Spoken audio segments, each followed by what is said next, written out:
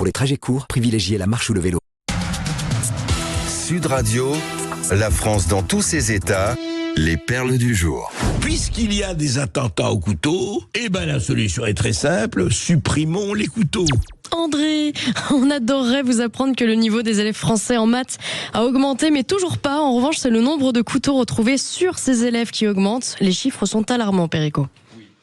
525 élèves contrôlés entre mars et décembre 2025 qui avaient un couteau sur eux ou dans leur sac.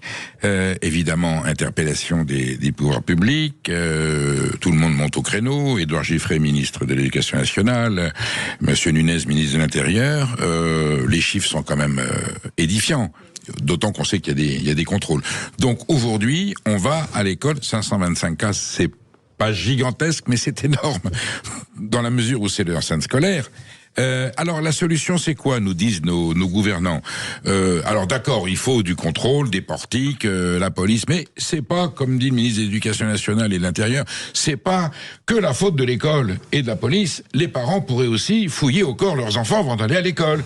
Donc quand vos petits s'en vont le matin, au revoir papa, au revoir maman, au revoir papa, un bisou. Vous palpez, vous fouillez le sac, on sait jamais, il peut y avoir un couteau.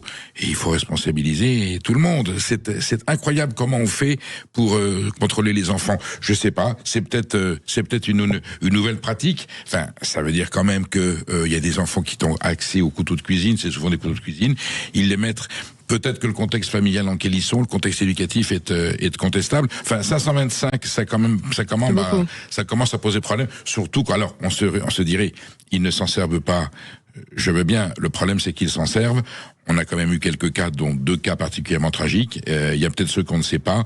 Enfin voilà. Donc aujourd'hui, nos enfants circulent armés avec un couteau. On pourrait se dire, ils sont dans une société pas sûre, ils ont peur. Non, c'est bien pour agresser à l'école et souvent les personnes que l'on menace. L'autre jour, c'était un éducateur ou une maîtresse qui avait dit, un directeur qui avait dit, tu n'es pas sage, je ne me dis mauvaise note, et je te sors mon poignard. Eh ben dis donc, bonjour la France. Une fois n'est pas coutume, vous allez nous parler d'une église. Mais attends, il va plus rester d'église, Maud, depuis le temps qu'on est en train de répertorier cette église. Je crois que c'est un peu le projet Perico. Écoutez bien ce son. Cette musique, parce qu'on peut dire que c'est une musique, les habitants de Quelen-Singo, au sud de la Mayenne, l'entendent depuis un millénaire. C'est le cœur battant de cette commune de 2000 habitants, une église construite au XIe siècle, mais inutilisée depuis bientôt 30 ans. Le 26 novembre dernier, lors du conseil municipal, le maire explique que l'église s'est fortement dégradée au fil des années, au point d'être fermée au public, et que son état structurel est gravement compromis. En conséquence, le conseil vote le déclassement du domaine public communal de l'ancienne église Singo. Malgré l'avis de plusieurs spécialistes dépêchés sur place. S'ensuivent la désacralisation et la désaffection de l'édifice dont la destruction devait débuter mercredi dernier. C'était sans compter sur l'intervention d'opposants au projet de destruction qui ont interrompu le travail des ouvriers. Alors pour le moment, le chantier est suspendu. Des recours ont été déposés en début de semaine dernière au tribunal administratif de Nantes par l'association pour la sauvegarde de l'édifice et Urgence Patrimoine qui a notamment sollicité l'aide de la ministre de la Culture Rachida Dati, apparemment un peu trop occupée par sa campagne. Une pétition et une cagnotte sont en ligne et je rappelle aujourd'hui qu'environ 5000 églises et chapelles sont menacées de destruction en France. Écoutez, on sait que Stéphane Bern s'occupe de cet enjeu énorme. Rappelons que les églises, c'est le patrimoine, celles qui étaient construites avant 1905, mais les autres aussi, pourquoi pas, mais les autres, les plus anciennes, c'est le patrimoine historique, architectural, culturel et artistique de la France, bien entendu, et qu'il mérite évidemment l'intérêt de la nation, des concitoyens, et qu'il faut préserver. Ça fait partie de notre essence, de notre culture. Il n'est pas interdit de se mobiliser lorsqu'on n'a pas forcément de structure soi-même. Heureusement que nous avons ces belles églises dans nos campagnes. On a d'autres choses, on a des châteaux, des manoirs, des abbayes, mais enfin voilà, les églises de campagne des villages, surtout celle-là qui est un joyau, mérite évidemment toute l'attention citoyenne et républicaine, même de ceux qui n'ont pas la foi. Ça fait partie, c'est le patrimoine de la France. Ils sont là, ils sont dans les campagnes. La campagne, ces champs à perte de vue, ces cuits, ces clochers quand ils ne sont pas détruits, et puis ces laboratoires clandestins, Perico. Alors, est-ce que la grange rurale est devenue le nouveau labo? Et je vais faire un jeu de mots avec un titre de Tintin. Coq, alors Coq COC en stock, sous la chaumière. Ben oui, alors figurez-vous que en France, les Pays-Bas et l'Espagne ont une avance sur les petits labos clandestins. C'est vrai qu'aujourd'hui, dans les grandes villes, j'allais dire la surveillance policière et la performance de nos services de sécurité font que c'est plus difficile pour les trafiquants de drogue et de stupéfiants de produire de la drogue en zone urbaine, même si on peut cacher plus facilement dans certains quartiers. L'idéal, c'est d'aller à la campagne, au fond d'une grange, dans une ferme abandonnée. Et là, c'est un petit village du département de la Maine-et-Loire qui s'appelle Chigné, donc c'est l'Anjou. Et des gens ont découvert qu'il y avait un laboratoire, où on produisait de la cocaïne au fond, au cœur de la France, du pays réel, de la France authentique. Donc, ça veut dire qu'on n'est plus à l'abri nulle part et que les trafiquants ont compris que il faut peut-être évacuer des villes qui sont quand même assez faciles à surveiller par rapport au mouvement et plutôt aller se cacher dans des campagnes où là on la verra pas. Donc pauvre campagne de France, on n'a plus d'église. En France on disait on n'a pas de pétrole mais on a des idées.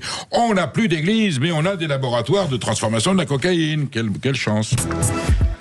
Alors Maude, la grande mosquée de Paris. Pas du tout. Non, Karine Le Marchand. Karine Le Marchand. Qui fait polémique. Alors attention, sujet sensible, les mots que vous allez entendre peuvent choquer des oreilles fragiles, puisqu'aujourd'hui, pour reprendre les termes de Karine Le Marchand prononcés lundi sur CNews, nous allons parler des Noirs, des Arabes et des musulmans. J'ai vu le RER arriver, j'ai vu tous ces Noirs et tous ces musulmans qui sortaient, ces Arabes, en fait, c'est des gens qui avaient des têtes que j'avais pas l'habitude de voir, parce qu'à Nancy, j'étais la seule de mon école avec ma sœur à avoir cette tête-là. Et j'ai vu plein de gens sortir, j'ai fait j'ai pas pu m'empêcher d'avoir un peu peur parce que j'avais pas l'habitude. Alors forcément ça interpelle, ça peut même choquer. On connaissait le franc-parler et le sans filtre de Karine Le Marchand, mais là je crois qu'on bat tous les records du je m'en foutisme. Alors maintenant que l'émotion est passée et que les députés LFI ont saisi l'Arcom, voilà ce qu'il faut savoir. Premièrement, Karine Le Marchand venait faire la promotion de son documentaire intitulé Les Nouveaux Français, 100 ans d'immigration. Autant dire que la promo a bien fonctionné. Dans cet extrait, elle témoigne d'un instant de sa vie lorsqu'elle arrive à Paris, après avoir grandi à Nancy auprès d'une population majoritairement blanche, ce qui justifie donc son choc lorsqu'elle se retrouve au milieu de multiples populations, en l'occurrence noires et maghrébines. Alors vous voyez la question venir, se serait-on indigné de la même manière si elle avait déclaré « J'ai vu le RER arriver, j'ai vu tous ces blancs et tous ces catholiques, ces Français qui sortaient, j'ai eu peur ». Spoiler, non. En ce qui concerne son soi-disant racisme, doit-on rappeler que Karine Le Marchand est née d'une mère française et d'un père africain, d'où son joli teint, père qui a quitté le foyer lorsqu'elle était encore bébé, mais qu'elle a retrouvé plus tard. Alors sur la forme, c'est choquant, mais dans le fond, rien d'alarmant, je vous rassure. Et je conclurai juste que ce qu'elle raconte est juste une réalité. Les usagers du RER le savent très bien, mais il n'y a pas pire aveugle que celui qui ne veut pas voir, et il n'y a donc pas pire menteur que celui qui ne veut pas dire la vérité au prétexte systématique que ce serait raciste. Bon, écoutez, là où elle fait la petite erreur, c'est qu'elle dit il y avait des Noirs qui sortaient, et ensuite elle dit des musulmans. Le vote, c'est les musulmans, c'est vraiment le grand truc. Oui, alors c'était peut-être des Maghrébins, c'est peut-être des Arabes, je ne sais pas à quoi elle faisait allusion. Voilà, donc il faut être précis dans ces cas-là. En tout cas, elle est insoupçonnable. Bah, oui. Voilà, elle est elle-même. Vous savez qu'on lui a reproché d'avoir interviewé Marine Le Pen, Jordan Bardella, d'avoir été trop proche, soi-disant, alors qu'elle a fait exactement la même chose avec d'autres personnalités politiques. Mais là, on s'interrogeait pas tellement sur ses penchants politiques. C'est un reproche que nous connaissons bien sur Sud Radio parce que nous recevons tout le monde, nous écoutons tout le monde, nous débattons et nous dialoguons. Sauf ceux qui ne veulent pas venir. Sauf ceux qui ne veulent pas venir, c'est leur droit, et on reste évidemment toujours très soucieux de la légalité républicaine, de ceux qui seraient sortis du cadre. Voilà, nous sommes républicains et nous sommes, je dis, voltairiens. Nous ne sommes pas toujours d'accord avec les gens que nous recevons, mais voilà, nous donnerions tout pour continuer une partie de notre liberté, pour qu'eux continuent à garder la leur. Donc c'est faire un mauvais procès à Karine Le Marchand, qui a peut-être une formulation un peu maladroite, mais bon. En tout cas, ça fait réagir. Ça fait réagir. Et la Grande Mosquée, donc, publie un guide pour adapter l'islam à la France. Je croyais que c'était déjà compatible, moi. Alors, c'est vrai que c'est un vrai sujet. Alors, on comprend la Grande Mosquée de Paris qui veut aider les musulmans français, j'allais dire, à se rendre conformes, à avoir des attitudes conformes aux lois, aux valeurs de la République. C'est très paradoxal comme situation. Le cas législatif, il existe. On n'a pas besoin de la grande mosquée pour décrypter. On dirait, voyez, c'est un peu compliqué. On va vous expliquer jusqu'où vous pouvez aller. Alors, c'est jusqu'où vous pouvez aller dans quel sens? Ne pas trop contrarier vos principes de musulmans, votre foi musulmane, ou est-ce que c'est parce que les lois de la République sont un peu compliquées? Donc, voilà. Donc, à décrypter. J'aimerais bien qu'on reçoive la semaine prochaine ou demain, Maude, on va recevoir quelqu'un quelqu'un de la mosquée, je voudrais qu'il vienne nous expliquer. Tout à fait. Je suis sûr que c'est pavé de bonnes intentions. En tout cas, ça prête à polémique, ça prête à confusion. Et quand on aborde ce genre de thème, et comment est-ce, quand on est musulman, comment se conformer aux lois de la République et comment se conduire, il faut être plus précis, très précis, parce que c'est un sujet extrêmement sensible. Et je pense que ça mériterait un décryptage poussé sur Sud Radio une prochaine fois. Allez, je vous rappelle qu'on est ensemble jusqu'à 14h. On parlera de l'impact des écrans sur tout le monde, pas que sur les jeunes, dans un petit instant. Vous restez bien avec nous. Et puis de 13h à 14h, Charles Millon, ancien ministre de la Défense, cofondateur de l'Institut Thomas More, comme vous le dites.